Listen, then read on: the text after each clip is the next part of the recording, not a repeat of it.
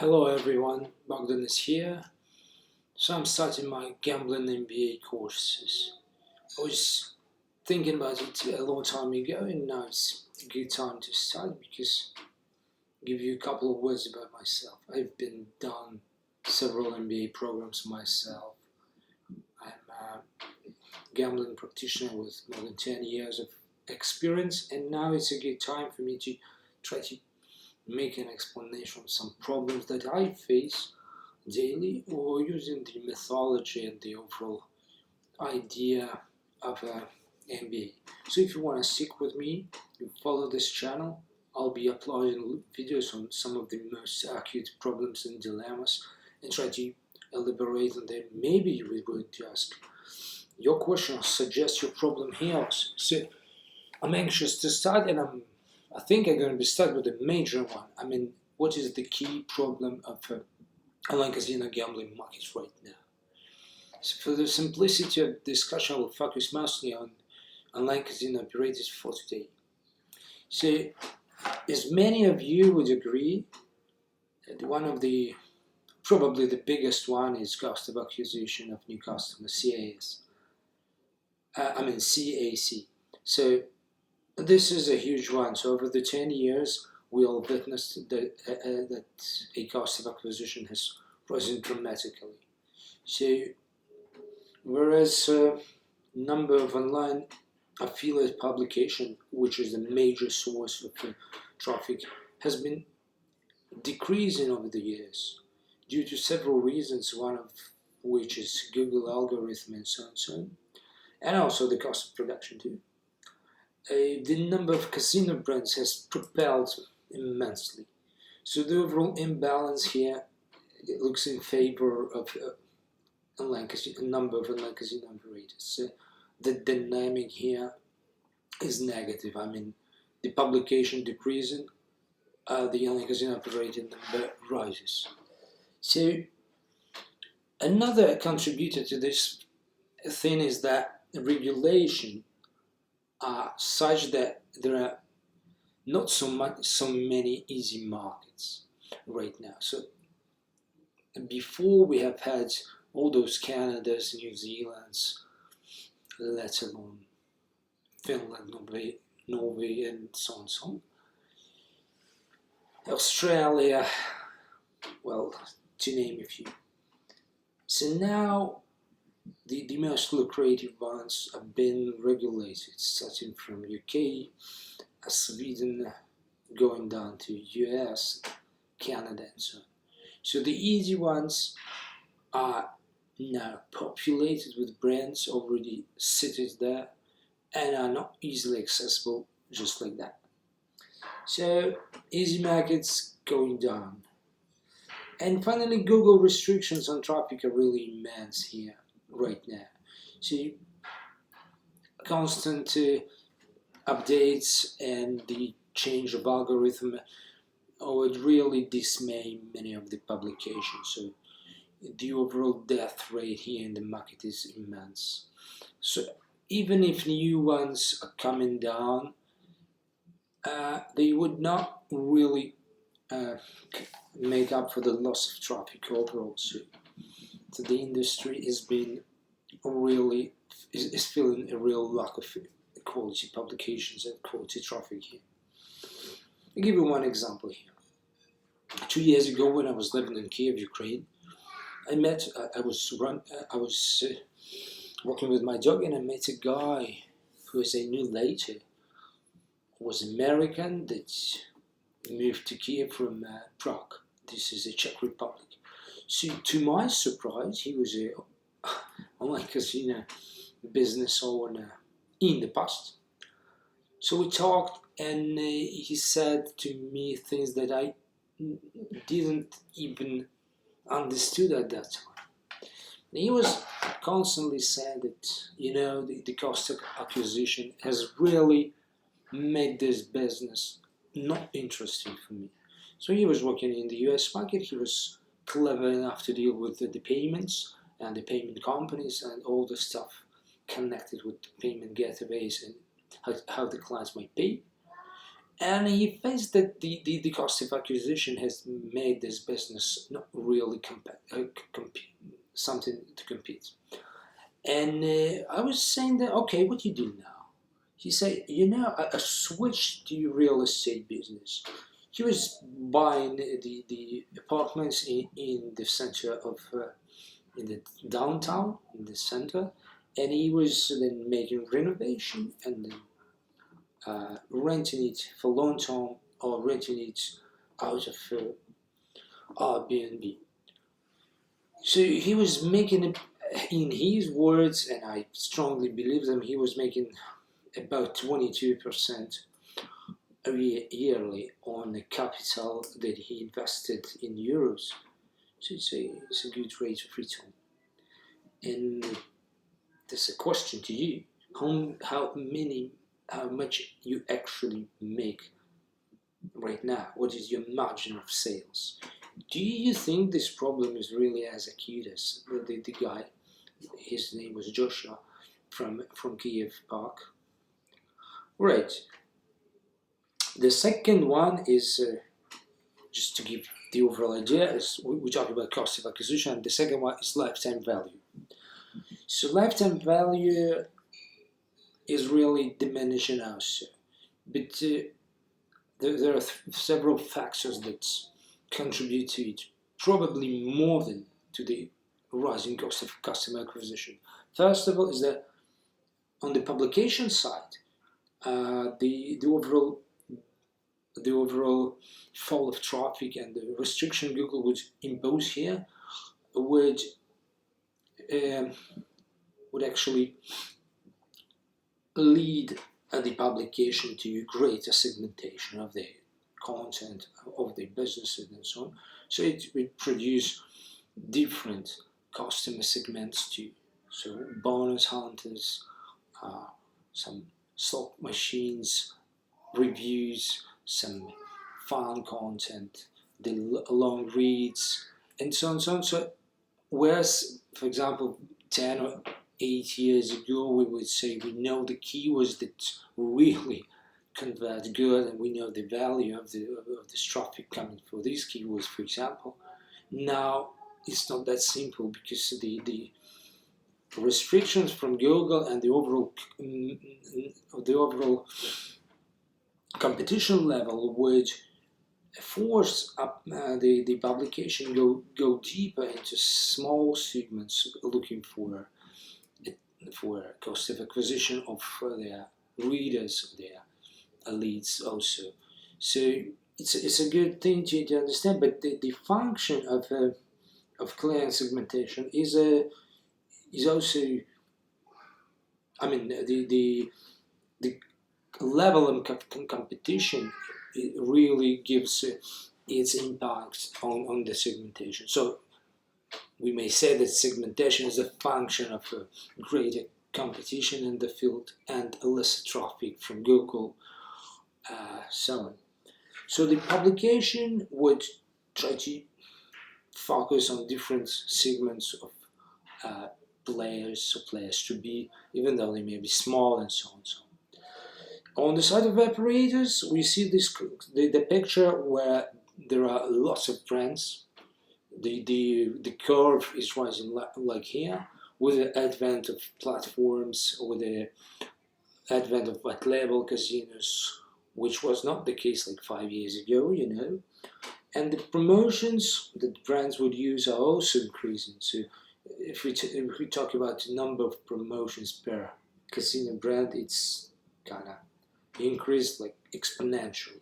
So now everybody's making 10 or maybe 20 promotions per week, so different things, and so on. So it also impacts the level of the lifetime value, because the player is looking where promotions will be more profitable and more fun, and so on.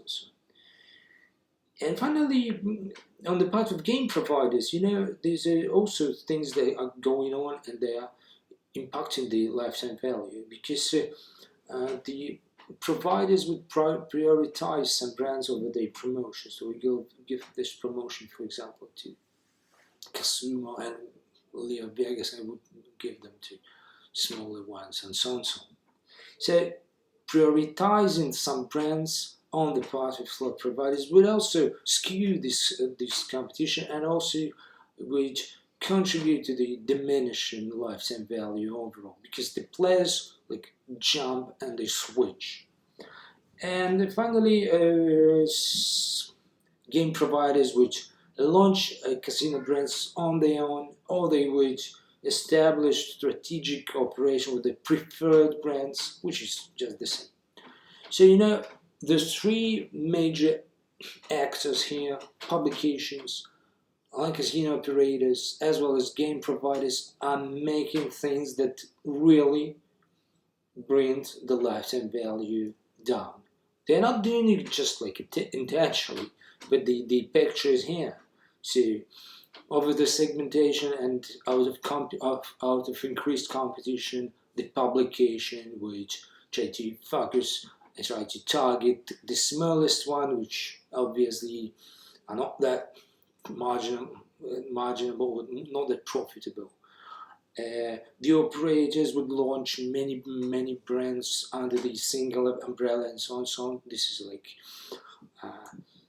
placeholder brands, and they also would give a number of promotions, and so on and so on and so on. So to occupy a shelf, actually. So the player is really given a whole kaleidoscope of options where to play. So you want to switch and see, yeah. And also as I was saying, the casino software providers, I mean the game providers, would also try to make their foot in the game. So they want to prioritize some over another. They want to launch or establish a strategic cooperation with the preferred one. So it changes the whole picture. And nowadays the lifetime value is such that, for example, a single casino player will have 5 or 6 casino operators in the pocket, and he want to switch wherever he wants. So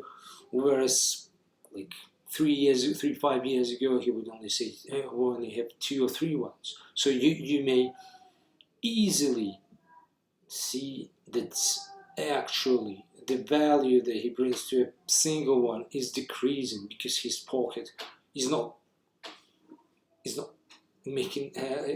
getting deeper, So he plays and he loses just the same amount of money, but yesterday he was losing it to 2 operators and now to 5.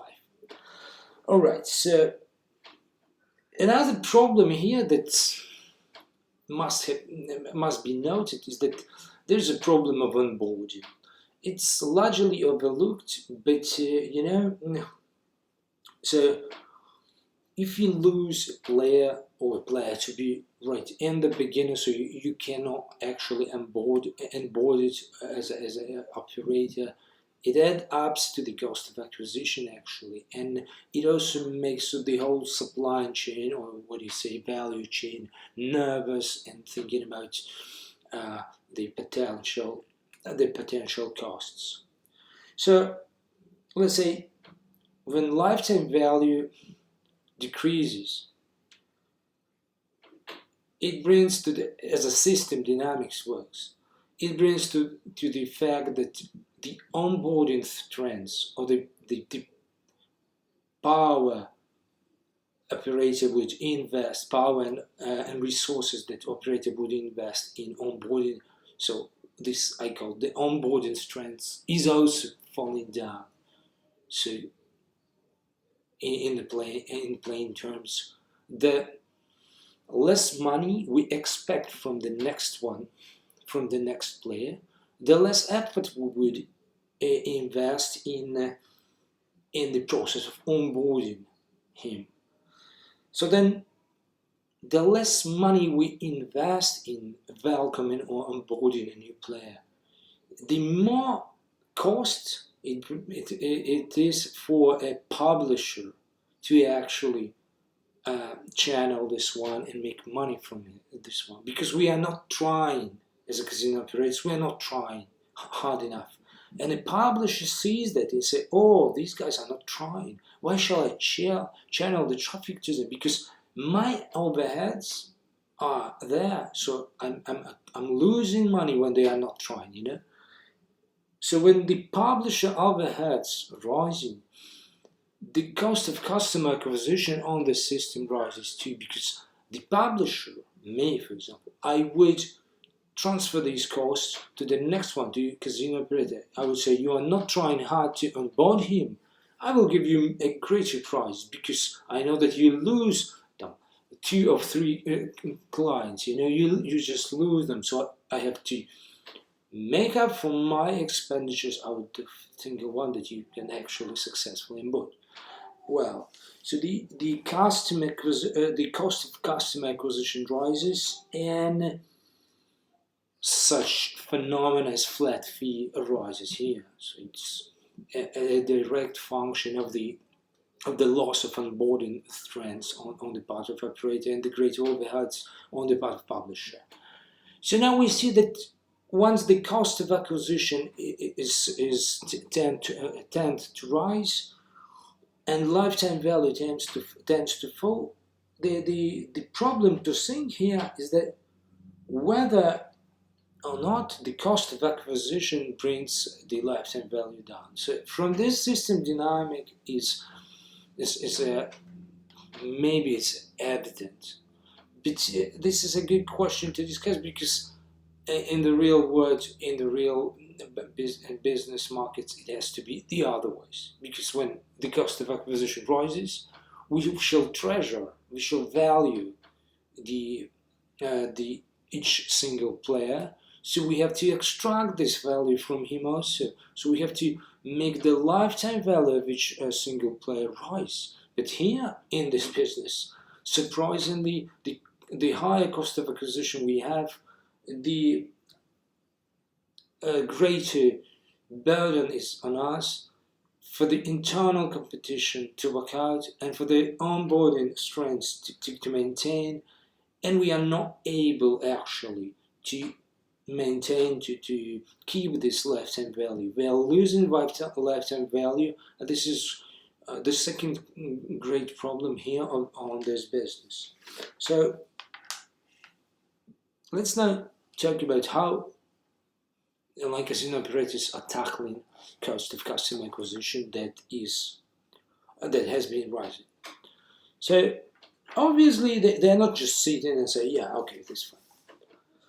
You know that you can call them plans or strategies that has been used by them, and first of and the most widespread is that they want to target a bigger sales houses, a bigger publications for the most part of the business cycle. So they say, no, we don't want to work with small ones. We want to target the big ones because they have the smaller overheads, and potentially the transaction costs are lower, so we can, and the economic strength is good, so they can provide more players, and we through the bargaining negotiation with them, we can even have some discounts and so on. So the one way to fight the rising cost of customer acquisition is to work with the bigger ones, with the bigger suppliers like Catena Media and so on and so on.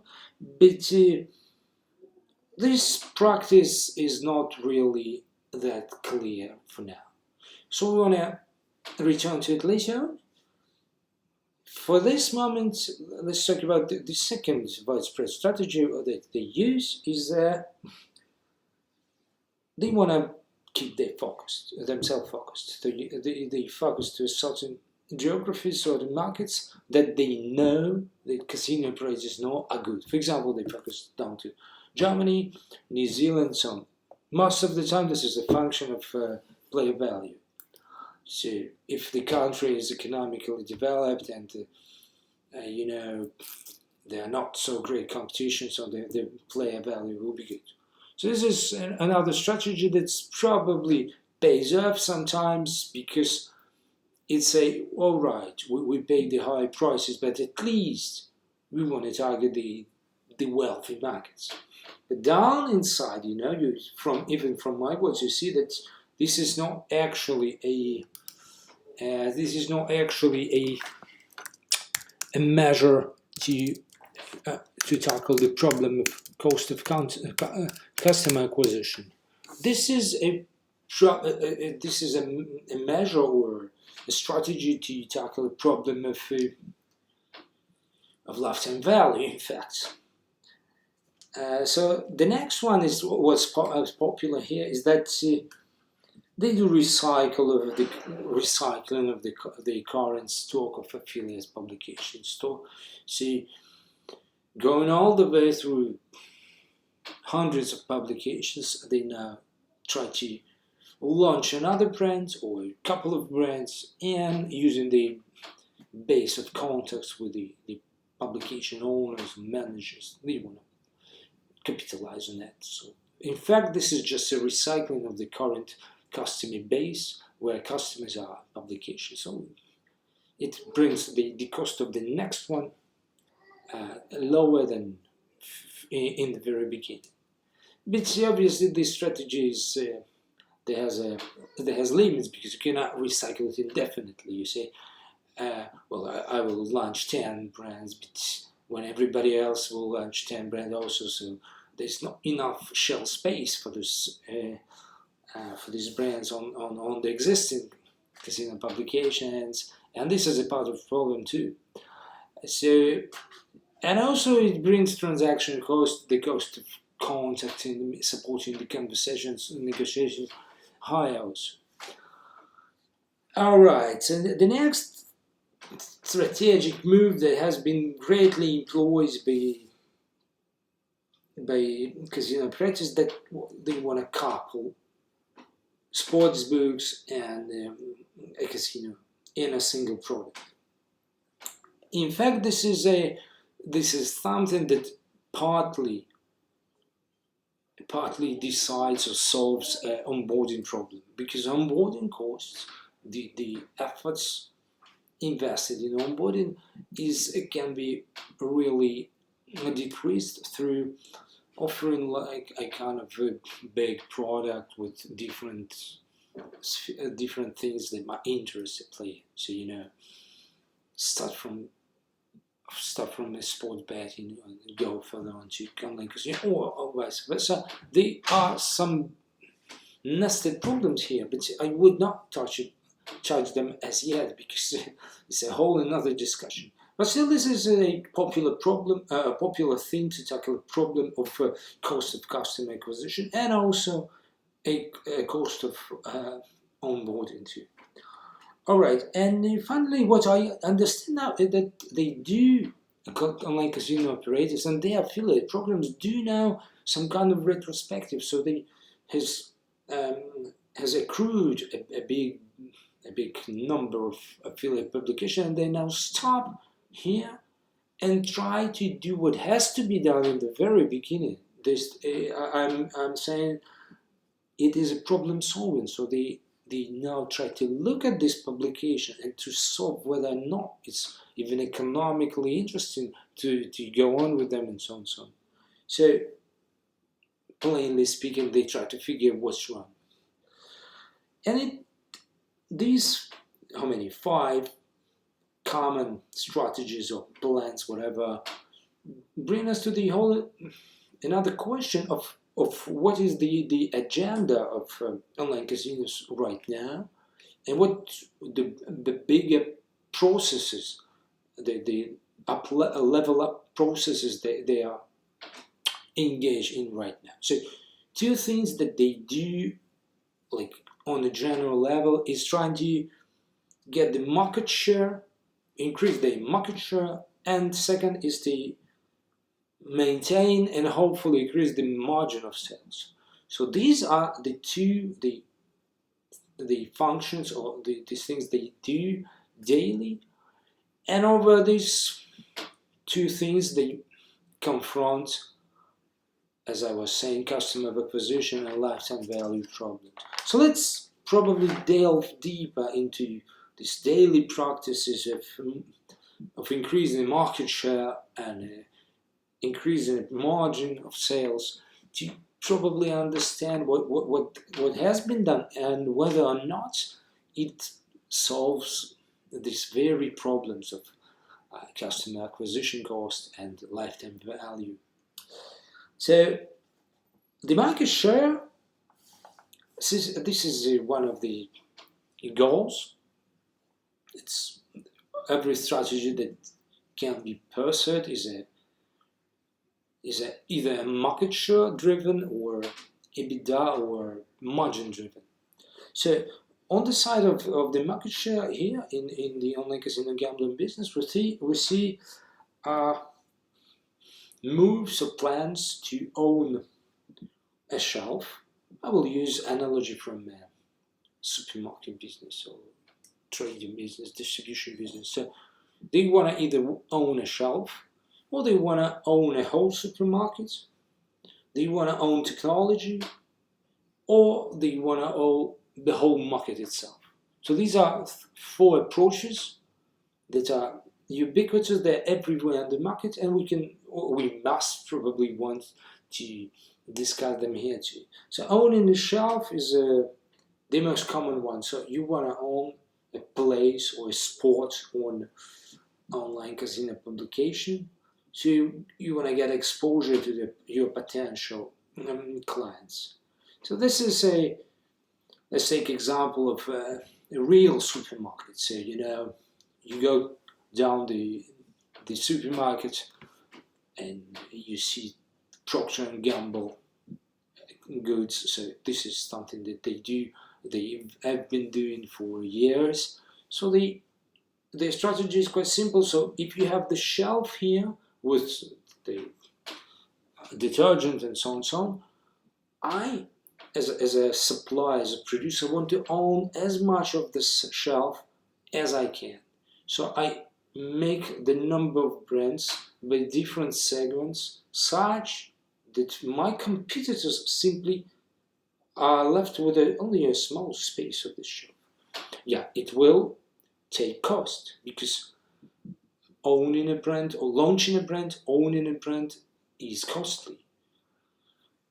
It then gives rise to the idea of portfolio brand management, because one brand may be highly successful and has a greater margin, and the other will be just around zero, and the third one will be have a negative margin. But the whole portfolio, what's important, should be profitable, and then the strategy is sound.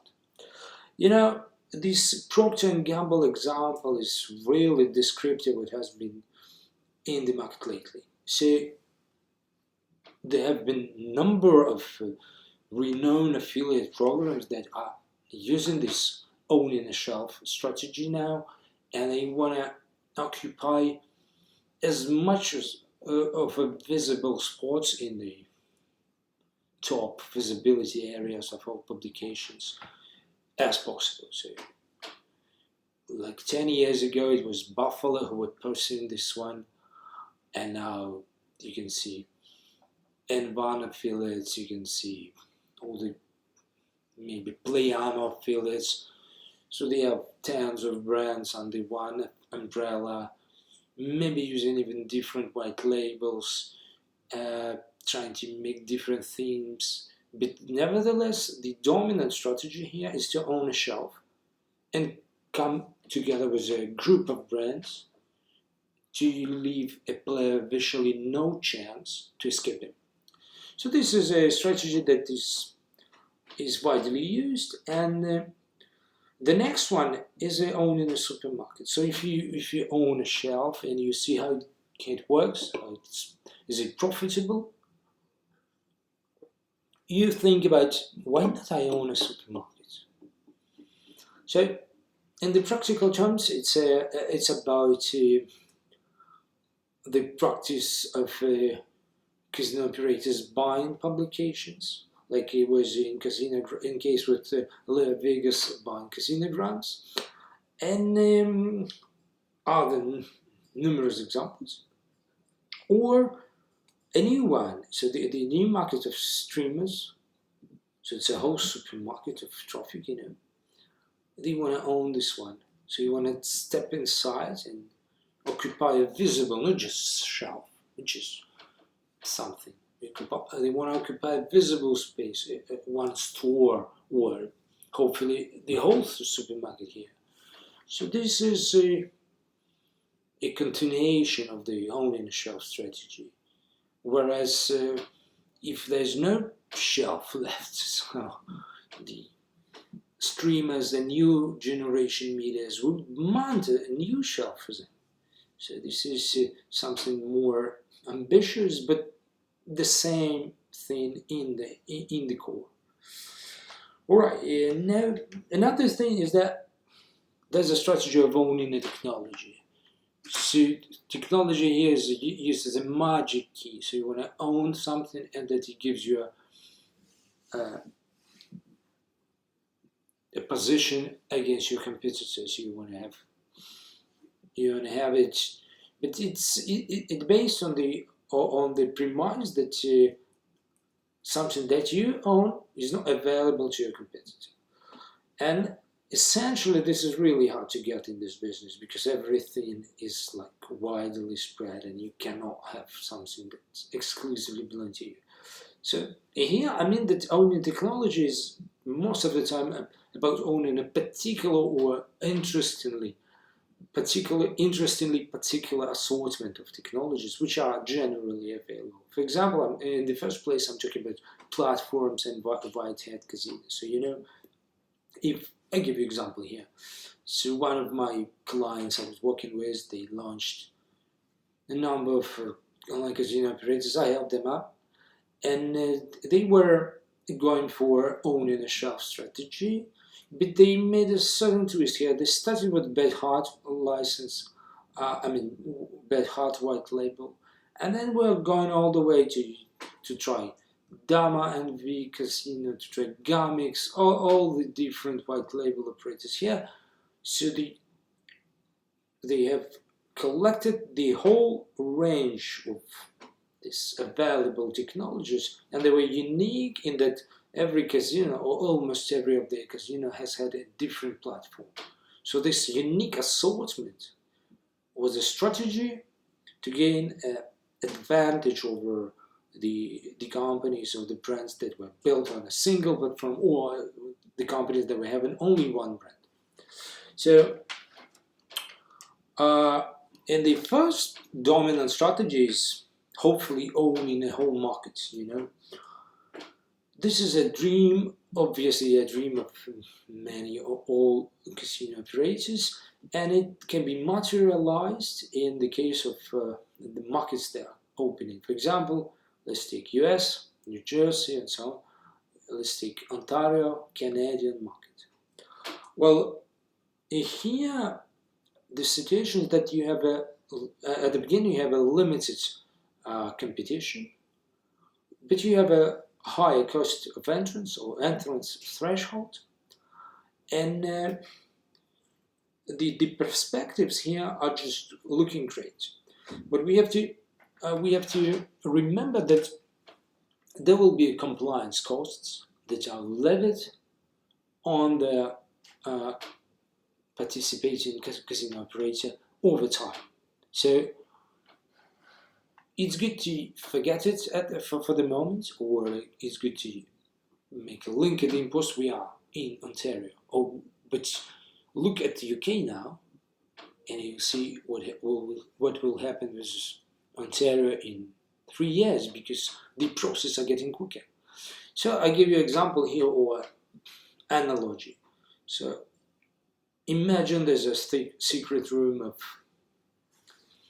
say, industry demons, the grey thoughts or the dark thoughts of everybody in the industry. If they would come together and materialize, these are demons here. So if, for example, the UK regulators would now impose this affordability check, so that you say you can only gamble for what you have or what you can afford, And our task is to ensure that you can really afford it.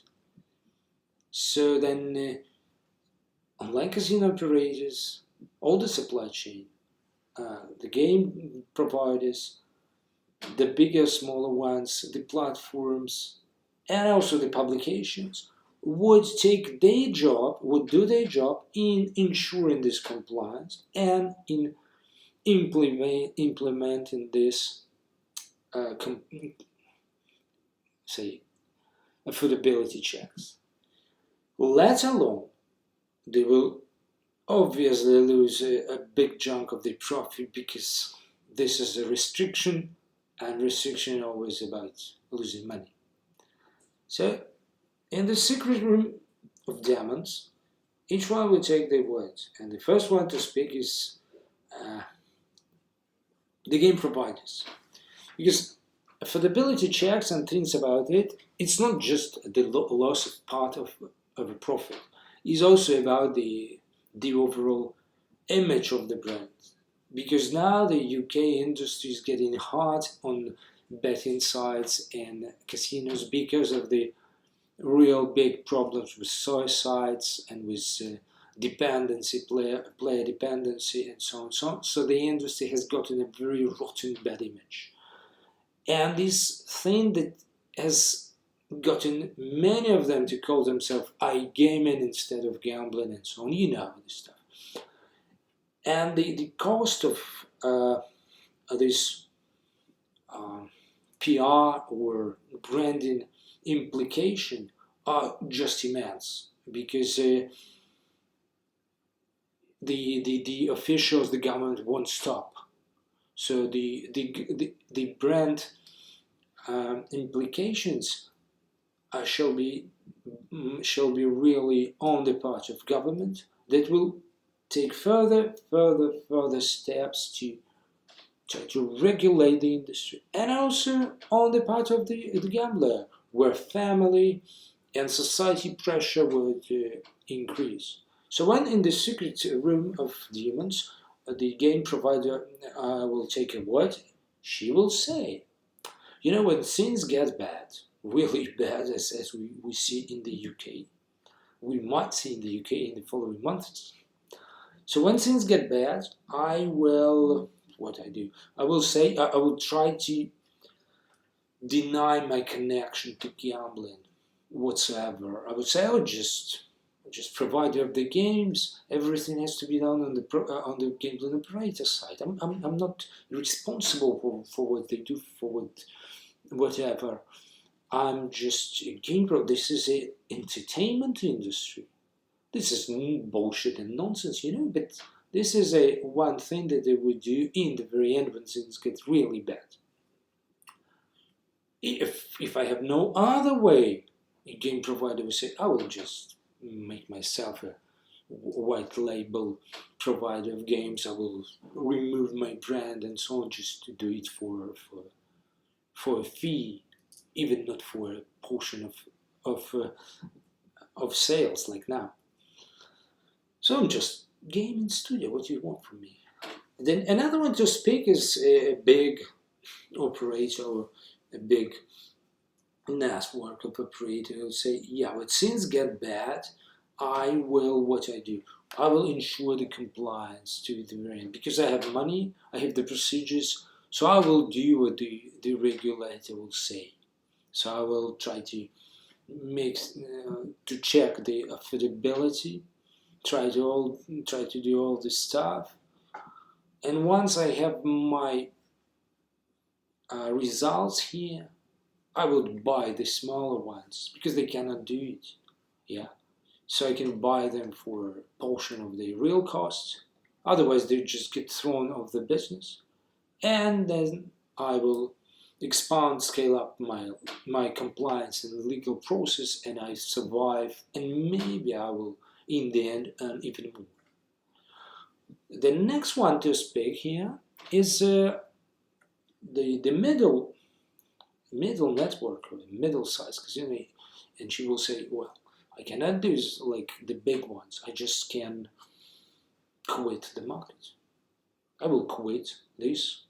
and then US and others. So I will quit one after another and to swallow my tears. The small casino operators will say, I will drive my business to the ground. There's no other way. I have no other option other than just go down. And finally, what casino gambling publication will say is, what? I will change my profile into a kind of a real estate calculator, so you put your data, your salary inside. So I will give a solution where you can gamble for this salary. I know this is a part of the business. I will maintain my focus on affiliates market, but it's going to be more it's even more than I do now. It's a kind of score checking. Why not? So coming down from this, the strategies of getting market share are not that smart as we see. If you know more strategies, give me a message here. I will just I will be pleased to discuss them. But what we see, that strategies are not really answering the question of cost of customer acquisition, because they pursue the market share and they cannot do the otherwise, because there's an immense pressure on the part of investors here. So we cannot just say, okay, we want to stick to what we have. The pressure to get a great market share is a must here in the business. So it, at some point, it even contradicts to the problem of cost of customer acquisition, but still, it's a must. It's given. So we have to expand, and expanding by way of owning a shelf, owning a market, owning a technology, or hopefully owning a whole geo market has its limitation, and none of them actually can surmount or solve the problem of rising cost of customer acquisition. Let's look at the other side. There's a strategy of maintaining and increasing the margin of sales. So what do we see there? So the margin of sales a problem is solved in three major ways here in the business, as I see it. So it's solved with the strategy of owning an agenda. So I want to own an agenda of a player. So it means I will solve the problem of low engagement, because I know that my margin really depends on the engagement of my players. So if I make them play more, play often, and play for a big amount, I will solve the problem of my margin. Eventually.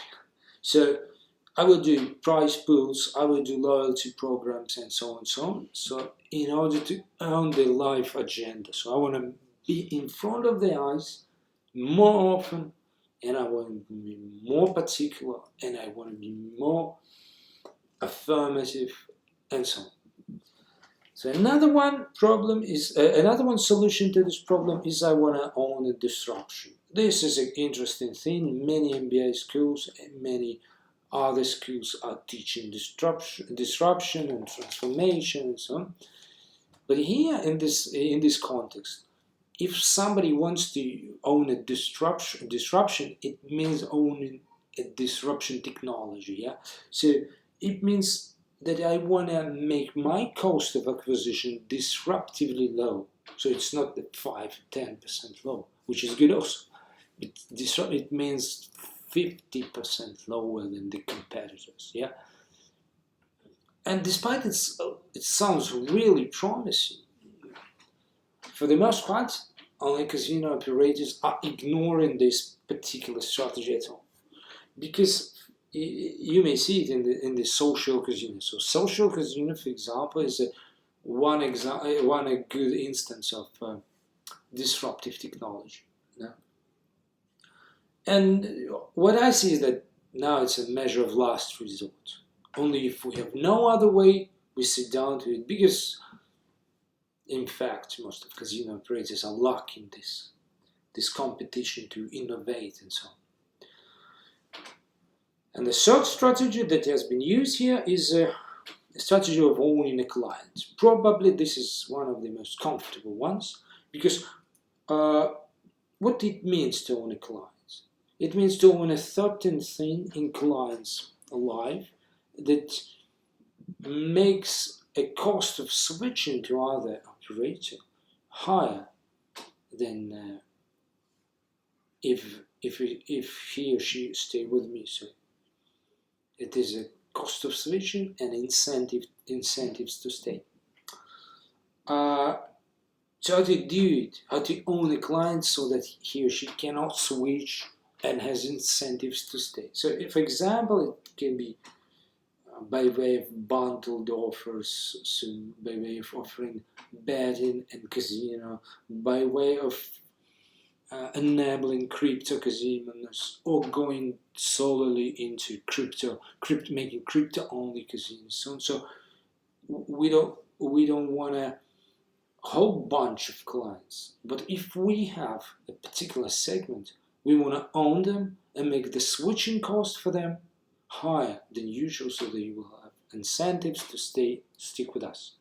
So these three strategies: owning agenda, players' agenda, owning their time, owning disruptive technology, or something that will make a cost of customer acquisition significantly lower, or owning a client, which means making the cost of shifting to another very high.